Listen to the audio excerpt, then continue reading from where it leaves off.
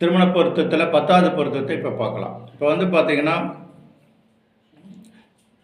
திருமண பொருத்தத்தில் வந்து 10வது பொருத்தம் வந்து இணையக்கூடியவர்கள் பிரியாமல் இருப்பாங்களா, அதாவது திருமண முறிவு வராமல் இருக்கான்னு நம்ம சரியாக கணிச்சிக்கிட்டு தான் அந்த ஜாதகரை சேர்க்கணும். எப்படின்னு பார்த்தீங்கன்னா, திருமணம் நடக்கின்ற காலத்திலோ அல்லது திருமணம் முடிந்த 3 வருடங்களுக்குள்ளாகவோ லக்னத்தின் அடிப்படையில் 6ஆம் அதிபதி தசாபுத்திகளோ அல்லது 8ஆம் அதிபதி தசாபுத்திகளோ 7ஆம் இடத்தோடு திருமண பாவகத்தோடு சம்பந்தப்பட்டு தசாபதிகள் நடக்குதான்னு பாருங்கள்.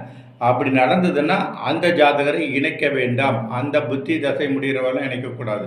ஓகேங்களா?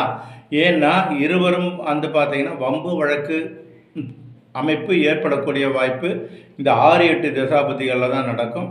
அதுவும் திருமண ஸ்தானத்தோடு சம்மந்தப்பட்டு நடந்ததுன்னா கண்டிப்பாக அந்த அமைப்பில் சேரக்கூடியவர்கள் வந்து பிரியக்கூடிய சாத்தியக்கூறுகள் 100% இருக்குது. அதனால் இணையக்கூடியவர்களுக்கு 6, 8 தசாபதிகள் திருமணம் முடிந்த 3 வருடங்களுக்குள்ளாக வரக்கூடிய அமைப்பு இருக்கான்னு செக் பண்ணிக்கணும். அதோடு மட்டும் இல்லாமல் திருமணம் முடிந்து வரக்கூடிய தசாபதிகள் கடந்த காலத்தில் எந்த தசாபதி நடந்திருந்தாலும் வருங்காலத்தில் வரக்கூடிய தசாபதிகள் பார்த்திங்கன்னா